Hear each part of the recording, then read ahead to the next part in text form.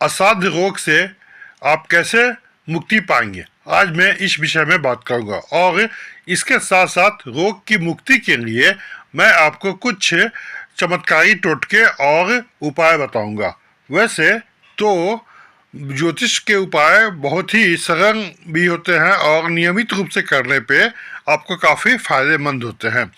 ज्योतिष उपाय में देखेंगे तो ऐसे सूर्य की रोशनी में स्नान करना, सुबह में आप मुंह हाथ धोकर अन्न जंग को ग्रहण करें, या रोज तुलसी का काढ़ा पिए, ये सब अगर शामिल करते हैं। साथ में अगर आप सोते हैं तो आपके सिर की दिशा दक्षिण दिशा में होनी चाहिए, और अगर बीमार व्यक्ति को पूर्व दिशा में अगर दवाई रखे बीमार व्यक्ति की तो वह दवाइयाँ भी काफ़ी फायदेमंद होती है। और इन सब के अलावा आप जैसे कि गाय की सेवा भी कर सकते हैं, पीपल के वृक्ष को जंग भी दे सकते हैं, हनुमान जी की आराधना भी कर सकते हैं, स्टोन या रत्न भी धारण कर सकते हैं। इन सब के अलावा आप गायत्री मंत्र का भी जाप कर सकते हैं। ये तो हम लोग देखते हैं कि अक्सर जो परिजन जो हमारे घर में रहते हैं वो बीमार होते हैं, तो उसके लिए हम लोग कुछ ज्योतिषी उपाय ये बताते हैं। लेकिन दोस्तों, मैं आज इस विषय के अलावा कुछ और बता रहा हूँ कि अगर आपको कोई असाध्य रोग है, कहने का मतलब कोई प्रेत बाधा से मुक्ति चाहिए, उसका उपाय बता रहा हूँ। तो उसके लिए आप क्या करें। नमस्कार दोस्तों, मैं दिव्य ज्योति से आपका आचार्य।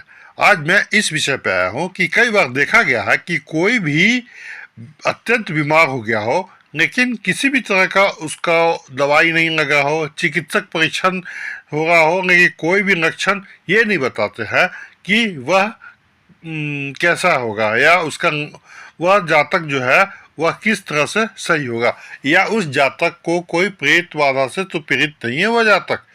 तो इन सब के लिए मैं कुछ उपाय बता रहा हूँ।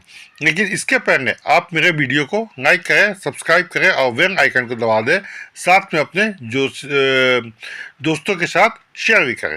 तो सबसे पहले ये बता रहा हूँ कि अगर आपको प्रेत बाधा है तो उससे मुक्त होने के लिए आप क्या करें कि किसी भी प्रेत बाधा से मुक्त होने के लिए आप लगातार 21 दिन तक प्रतिदिन सूर्यास्त के समय गाय का आधा किलो दूध लें और उसमें 9 बूंद शुद्ध शहद डालें, और फिर 10 बूंद उसमें आप गंगा जल डालें। शहद और गंगा जल मिश्रित दूध को शुद्ध बर्तन में रखकर शुद्ध वस्त्र पहनकर हर हर गंगे बोलते हुए पूरे घर में छिड़काव करें। कहने का मतलब कि जब आप दूध ले रहे हो तो उसमें 10 बूंद आप शुद्ध गंगा जल डालें, 9 बूंद शुद्ध शहद डालें, किसमें आधा किलो दूध में, और उसको मिला लें और फिर उसका छिड़काव करें पूरे घर में, और साथ में बोले हर हर गंगे।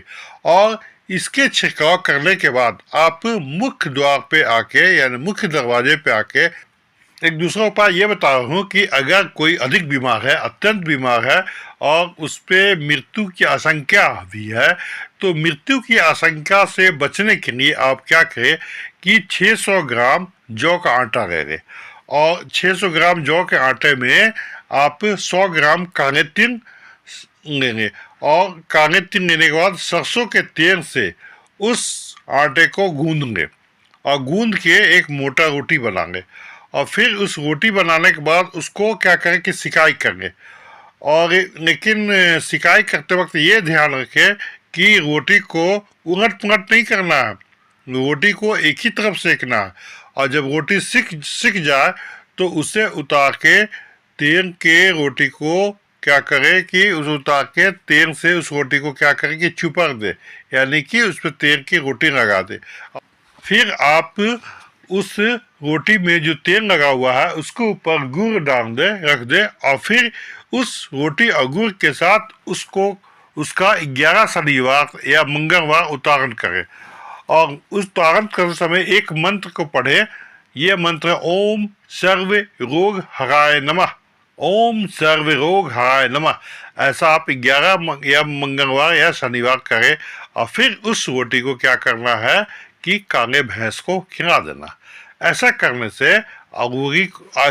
से क्या होगा कि रोगी को लाभ होगा। यह 3, 5 या 7 मंगलवार और शनिवार करें। यह दूसरा उपाय। और तीसरा उपाय ये है कि अगर कोई व्यक्ति काफ़ी बीमार है या लंबे समय से बीमार है, तो लंबी बीमारी से अगर व्यक्ति पीड़ित है, तो पीड़ित व्यक्ति के स्वास्थ्य के लाभ के लिए आप क्या करें कि गुड़ के गुनगुने 1.25 किलो सरसों के तेल में पकाकर शनिवार या रविवार के दिन रोगी के सर के ऊपर से उतारकर क्या करें कि किसी चील, कौवे, कबूतर या चिड़िया को खिला दें, या फिर बंदर को चने भी खिला सकते हैं। लेकिन जब आप उतारा करें तो उस समय एक मंत्र है, ओम रक्षो विध्वंसकाराय नमः, ओम रक्षो विध्वंसकाराय नमः। ऐसा आप 7 बार बोलें। ऐसा करने से निश्चित ही लाभ होगा, यानी कि रोगी जो है आपका निश्चित ही क्या होगा कि स्वस्थ हो जाएगा। तो दोस्तों, ये सब कुछ उपाय था जो मैंने आपको बताया। इसके अलावा एक उपाय और ये भी है कि जो व्यक्ति बीमार है तो उसके पहने हुए कपड़े, जूते या चप्पल को शनिवार के दिन किसी गरीब या जरूरतमंद व्यक्ति को दान दे दे। ऐसा करने से उस व्यक्ति के कष्ट दूर हो जाते हैं। साथ में भी यह माना जाता है कि इस उपाय को करने से बीमारियां भी दूर हो जाएंगी। यानी घर से बीमारियां भगाने के कुछ ज्योतिषी उपाय मैं आपको बता रहा हूँ कि आप घर से बीमारियां को कैसे भगाएंगे। अब चलते चलते एक उपाय और है कि पीपल के नीचे दीपक जलाने से आपके ग्रह जो है वो कैसे शांत होते हैं। तो पीपल का वृक्ष यूं ही पूजनीय नहीं है, हमारे शास्त्रों में इसे भगवान विष्णु का भी रूप माना गया। जब इसके नीचे दीपक जलाते हो तो ऐसा माना गया है कि आसपास के जितने भी निगेटिव एनर्जी है, नकारात्मक ऊर्जा है, वह शांत हो जाती है और शनि, राहु, केतु जैसे ग्रह की भी जो अशुभता होती है वह कम हो जाती है। स्कंद पुराण में इसका सीधा उल्लेख मिला। शनिवार के दिन पीपल के वृक्ष के नीचे अगर आप दीपक जलाते हो, यानी सरसों के तेल का दीपक जलाते हो, खासकर शनि की जिसकी 7.5 या ढैया चल रही हो, तो यह काफ़ी फायदेमंद है। बृहत पराशर में यह बताया गया है कि यह छोटा सा उपाय आपको बहुत बड़ा परिणाम दे सकता है। दीपक की और सिर्फ रोशनी ही नहीं देती बल्कि सूर्य तत्व का भी प्रतीक है। यह जब यही पीपल के नीचे जलती है तो सूर्य, शनि, राहु, केतु के बीच संतुलित बनाती है और जीवन की स्थिरता और शांति को लाती है। विशेष रूप से शनिवार और मंगलवार को यह उपाय करने से शनि और मंगल की जो उग्रता होती है वह शांत होती है और इससे जीवन में आने वाले बाधाएं, दुर्घटनाएं और गुस्सा इसे नियंत्रित होती है। जब दीपक जलाए तो उसमें आप क्या करें कि तिल डालें या सरसों के तेल और रुई की बाती का इस्तेमाल आप जरूर करें। ऐसा करने से शनिदेव प्रसन्न हो जाते हैं और उनकी जो कुंडली में आपका शनि का जो दोष होता है वह शांत हो जाता है। दीपक को जलाने से हमारी ऊर्जा जो होती है वह केंद्रित होती है। यह हमें मानसिक शांति देती है, बल्कि मानसिक शांति के साथ साथ यह हमें आध्यात्मिक उन्नति भी देने में सहायक होती है। यह उपाय अगर आप काफ़ी श्रद्धा से और सच्चे लगन से करेंगे, विश्वास के साथ करेंगे, तो इससे आप में आत्म ऊर्जा का विकास होगा, यानी आत्म ऊर्जा बढ़ेगा, साथ में आपका आत्मबल भी बढ़ेगा, निर्णय लेने की शक्ति और जीवन में जितनी भी नेगेटिव एनर्जी वो खत्म होकर पॉजिटिव एनर्जी में कन्वर्ट करेगी। तो दोस्तों, मैंने यहाँ कुछ उपाय बताया, आप इसे करो, इससे आपको जीवन में काफ़ी लाभ होगी, इससे आपको जीवन में काफ़ी लाभ होगी, आप आगे बढ़ोगे।